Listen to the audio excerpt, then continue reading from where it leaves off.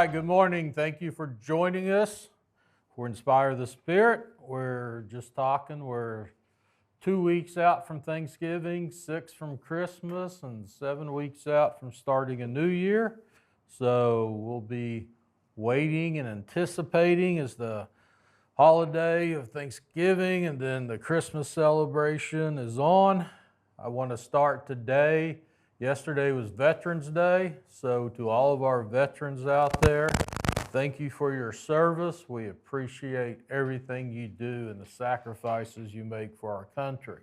You know, we have Memorial Day where we honor those who lost their lives in service. We have Armed Forces Day where we celebrate and honor those currently in the military.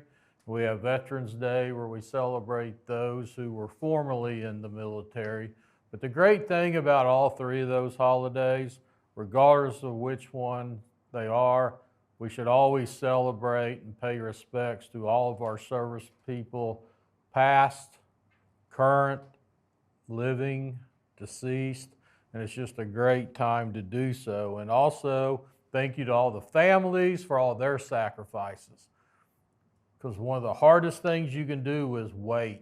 When you see a spouse or a family member, a son or daughter, board a plane and be gone for long periods of time. And sometimes based on the situation, there's even a lack of communication. I was watching a World War II epic last night, and soldiers would write letters, and it could be weeks or months before the families back home got those letters, and they'd be relieved because they'd been waiting anxiously to hear that they were okay. But then they also realized that letter was weeks, if not a month or two old, and you didn't know during that time how their loved one was doing. So the waiting period can be excruciating. Today's message is waiting. And we live in a world where we don't wait very long. We're just not patient. I mean, we're right now in a 40 plus days on a government shutdown. We think the end's near and we're just waiting to get there, to reopen the government and get going. We're in a want it now generation. We want that house before we're even ready and we've socked away the deposit. We all want that new car. We stand in lines to get a new iPhone. We have 24/7 news feeds. And social media is now posting stories before the events even happen, speculating, projecting what will happen. We want the facts now before the events even occurred. We're in a hurry. Everybody wants to be the first to know. We're always trying to get to the deadline, the goal, and we miss the waiting period. Sometimes we fail to even enjoy the ride, or as I used to say, to smell the roses along the way. Waiting can be hard. Most of us want quick, efficient, instant results and answers. But waiting's a part of life. And we wait for seeds to grow, to bear fruit. We wait for seasons to change as we move from one holiday to another. We watch and wait for our babies to grow to see what kind of adults they're going to grow into. We wait for food at our restaurants, wait for coffee in the drive-thru, and then you've got the dreaded death spiral, the clock, that little spinning icon that sits there on your computer and your phone as you wait for your apps to load. I mean, if you're old like me, you remember dial-up. You remember the buzz and the beep, and you would literally log into something and go do something else, waiting for everything to load up. Now we can't wait 5 seconds when we turn a computer on. But like it or not, waiting takes patience.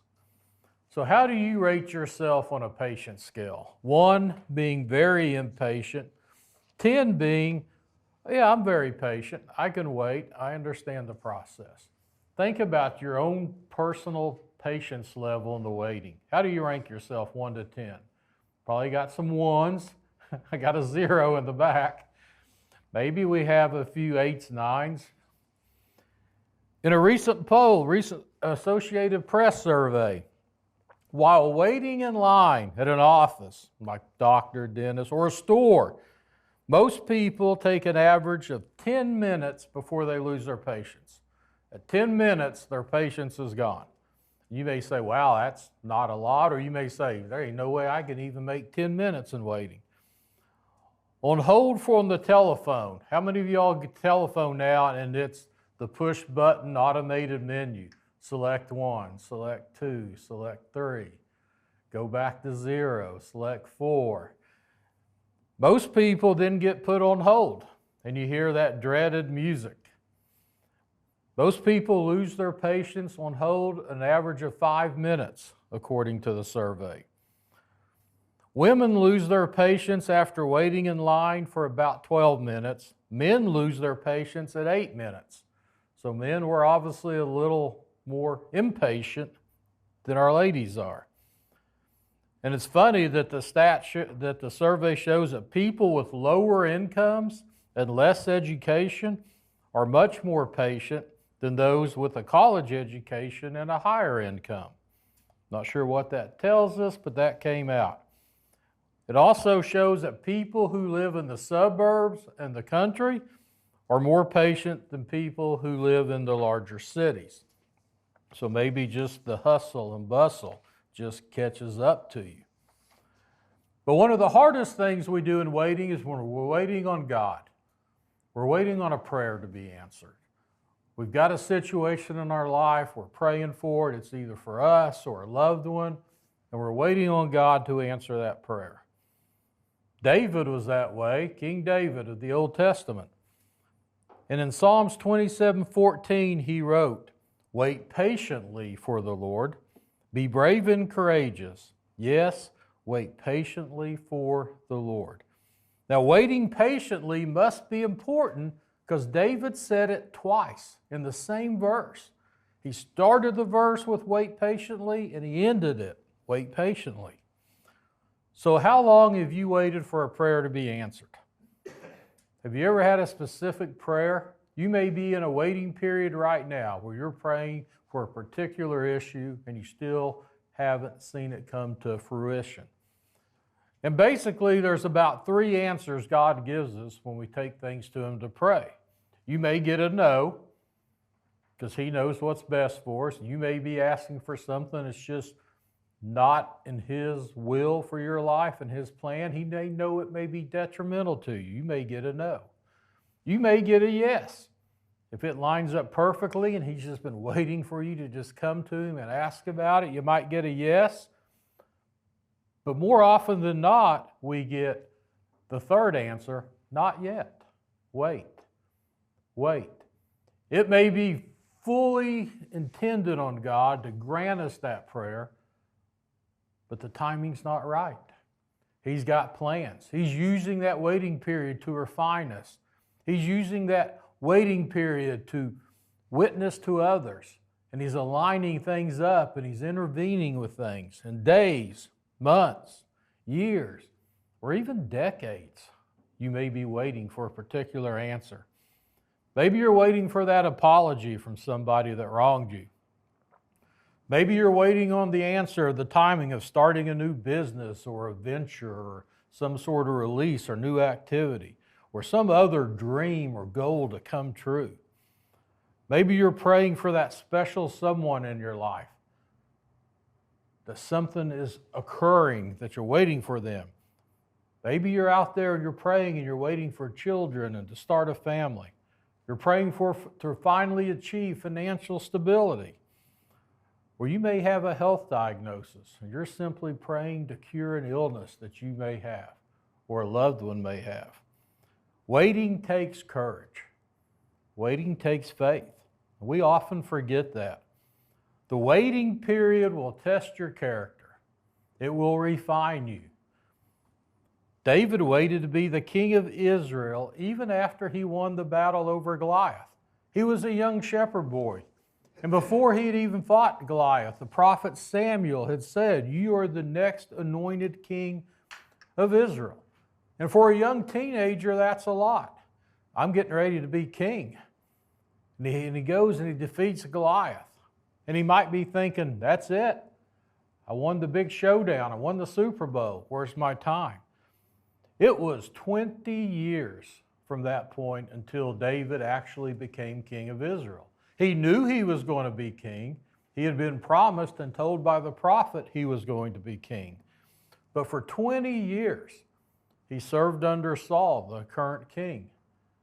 For 20 years, he was being refined because God has a perfect plan. God probably knew a young teenager was not ready. So he refined him. He went to battle. He won wars and victories. He learned who his most trusted people in his circle needed to be. He learned who not to trust. He ran and fled from his life from the very king who he was serving. And for 20 years, David lived an up and down life. But there was purpose in the waiting. It was preparing him to be the king that God was calling him to be. In Psalms 130, verse 5, he wrote, I wait for the Lord. My whole being waits. And in his word, I put my hope. Where do you put your hope today in the waiting? Is it in yourself? You're just waiting for yourself to snap out of it. You're waiting for yourself to get the right job. You're waiting for yourself to finish that degree. Are you waiting on someone else? I'm just waiting for that other person to come around, to see my potential, to give me the opportunity. But waiting patiently is not an excuse for doing nothing. And that's a mistake we often make. Sometimes we think, I'm in a waiting period, so I need to do nothing because I'm waiting on God. But God wants us to take action during the waiting period, no matter how long it is, to stay in constant prayer, to serve others, to mentor others, to learn, to take every opportunity to build our skill sets. Waiting requires leaning on His Word and reading His Word and following and seeing the examples of all the great stories in the Bible and being aware of all the people in that waiting people that God's putting in our life in that waiting period to share their stories and their examples and their experiences so we too are learning and developing ourselves from them in anticipation of the right time coming to capture the moment. So we must continue to worship, to praise, and give thanks, even in the waiting period. And oftentimes God calls us to serve others as we mature ourselves during that waiting period. And you may be in a waiting period right now. You have a goal, you have an objective, you have a dream. You're fighting an illness. You're going through a tough time in your relationship, in your marriage, with a family member, at work, whatever it is.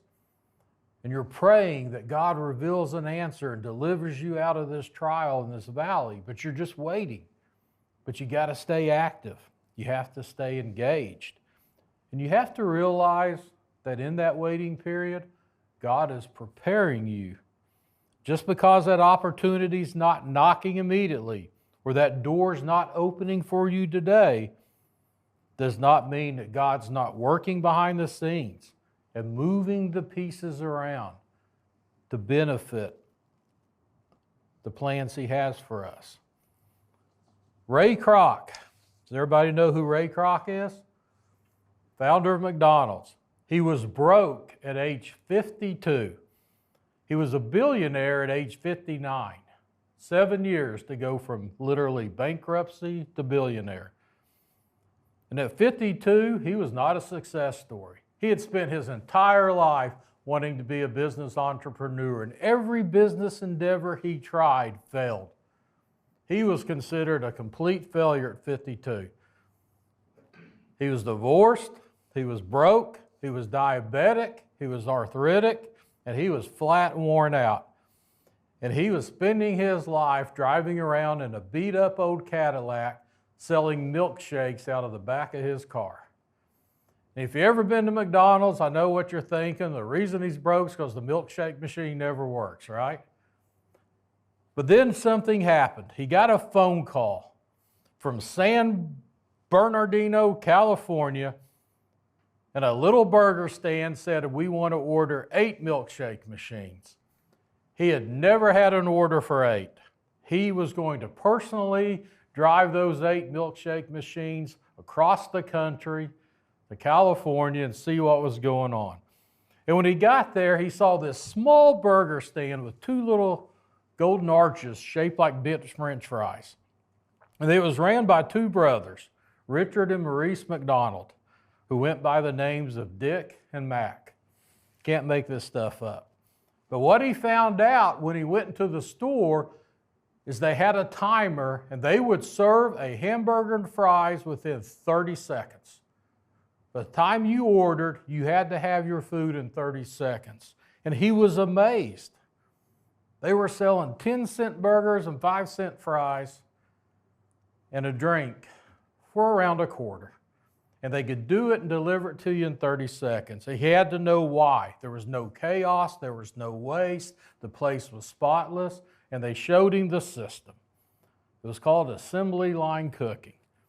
The burgers were pressed to the same size, it went on the fryer, it was timed, it went to the bun, went to the condiments, got wrapped by the next person, hit that heat lamp.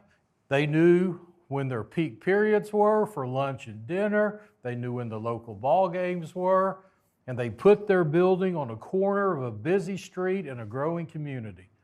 And they figured out a system, and they knew how to move a product. It was extreme efficiency. Ray saw an opportunity. So he decided the key was you're selling a system, let's replicate it and franchise it. So in 1955, at age 52, he opens his first McDonald's in Des Plaines, Illinois. And he was in charge of that franchise. He cleaned the bathrooms, he washed the sidewalks, he checked every fry time with a stopwatch. He walked up and down that room with a timer to make sure they hit exactly the time. He had strict rules on cleanliness and the restrooms. No shortcuts, no exceptions. He didn't get rich. He barely survived. He was in constant debt, and he was waiting.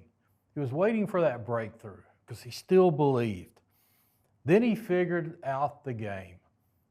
He figured out, and the light bulb flipped one night, and he realized McDonald's was not in the burger business.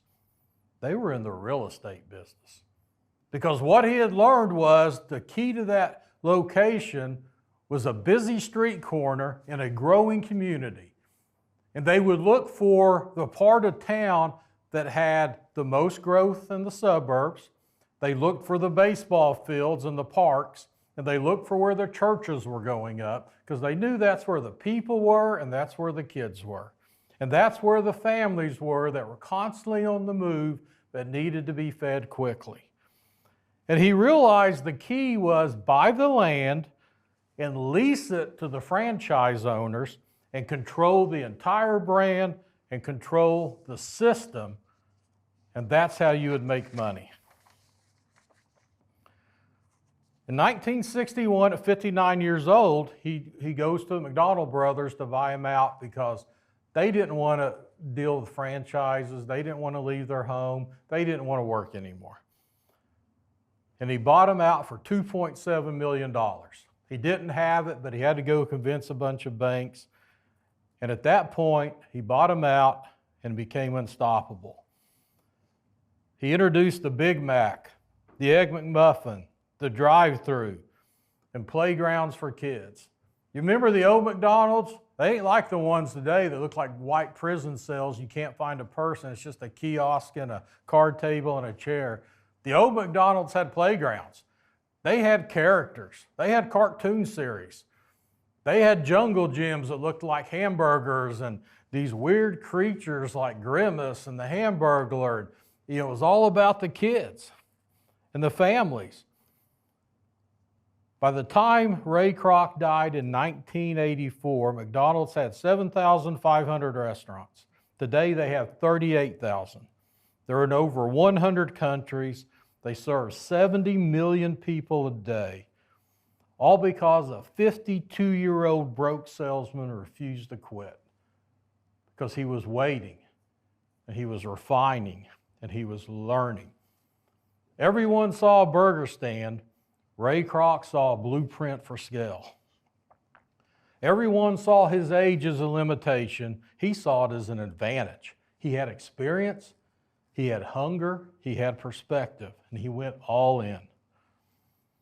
So the lesson in the waiting, because we're all waiting, and while we're waiting, we all want to make excuses.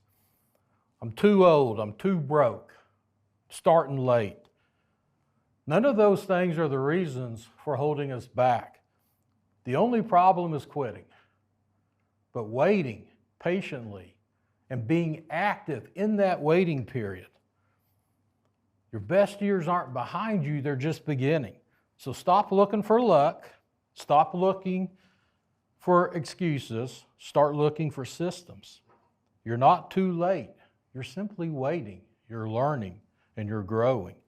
Think like Ray Kroc. Build an empire one decision at a time.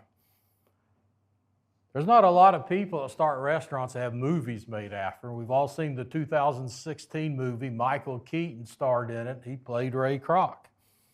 Ray had an incredible life. He lied about his age to join the Red Cross during the start of World War I. He was like 15, and he went to ambulance training school to learn to drive an ambulance, but the war ended before he could get anywhere. But he met a man named Walt Disney in that same school.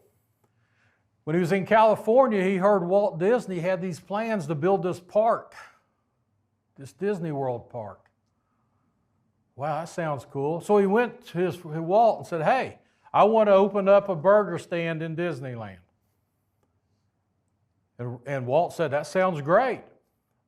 So they wrote up all the papers, but then Walt said, oh, I want you to raise the current price of your French fries from 10 cents to 15 cents, and I get the extra nickel. And Ray walked away and said, no, I'm not doing that to my customers. That's breaking my system. That's breaking my rules, and it won't go. Ray was a man that established a system, rules, and guidelines, and even in waiting, he would not bend. And one thing he despised was workers not doing anything. He refused to have any chairs for his workers. They didn't need to be sitting down, they were working. And he really despised workers who leaned on counters, who leaned against the machines. And he had a saying, one of his most famous sayings, if you got time to lean, you got time to clean. And he preached that. And if you got caught leaning at work, you got the mop and you headed to the restroom. You started cleaning. So we can learn a lot about waiting from Ray Kroc. It's not about our age. Our time hasn't passed us. God has a plan for each and every one of us. No matter what our situation is, He's giving us opportunities every day to move. Isaiah 30:18, yet the Lord longs to be gracious to you. Therefore, He will rise up to show you compassion, for the Lord is a God of justice. Blessed are all who wait for Him. God does His best work in the waiting period, even when sometimes He's waiting on us to come around to His way of thinking, to come to His throne, to come before and kneel before the cross. Noah spent decades working on an ark as he waited on God's promise that a flood was coming. Ruth journeyed to a distant land with her mother-in-law after she lost her husband and her father-in-law, and worked in the fields every day picking up scraps until she met and found favor by a man called Boaz and ultimately became part of the lineage of Jesus. Joseph spent years in prison in Egypt for refusing to bow before he interpreted the dreams of Pharaoh and rose to be second in command over the greatest empire in the world at that time. Shadrach, Meshach, and Abednego refused to bow to the golden idol of King Nebuchadnezzar. And they were put into the fiery furnace to burn. And it was heated up 7 times hotter than normal. And when they pulled the door back, the very guards that threw them in there collapsed and died because the heat was so intense. And Nebuchadnezzar watched from a distance. And he said, wait a minute. I threw 3 people in the fire. Why are there 4 shadows walking around? And why does the 4th look like the living Son of God? Because Jesus is with us in the waiting period. Shadrach, Meshach, and Abednego said, my God will deliver me. God could have took the fire and the furnace away from them, but they still had to go into the fire. But the message is, when you're in the waiting, when you're in the fight, when you're in the fire, Jesus is with you, walking amongst you. And they came out, and they didn't smell like smoke. Not a hair on their body was singed. And Nebuchadnezzar promoted them to run the country. And everybody would worship the one true God. You think about the life of Jesus. He waited 30 years to start his ministry. And Jesus often spoke of the word soon. Soon I'm coming back. Soon the prophecies will be filled. And the disciples were constantly, soon, how soon? How soon till your kingdom's set up? How soon till this happens? Soon. If you ever watch The Chosen, it's kind of a joke. They're always saying soon. And the character portraying Jesus always says, there's that word again. What is soon? Why are you all being so impatient? It'll happen on God's time. So if you're waiting, ask God for patience. Ask God for perseverance. He's in control of your future. No matter what uncertainty you face today, when you rely on the Lord your God, you can be somebody who waits well. James chapter 1, verse 2 through 4. It got cut off on the notes here. I'll read it. Consider it pure joy, my brothers and sisters, whenever you face trials of any kind, because you know that the testing of your faith produces perseverance. Let perseverance finish its work, so that you may be mature and complete, not lacking in anything. So as we wrap up today, in the waiting, wait with godly patience. Let Him work it out and line everything up for you, for your good and for His perfect timing. And while you're waiting, stay active, pray, rejoice. We're told to enjoy the time of waiting. Be diligent, be active, minister, serve others. And always remember, you'll find God's planning. You'll find God's perfect timing, and you'll always find God's purpose for you in the waiting. Have a blessed week. We will see you next Wednesday.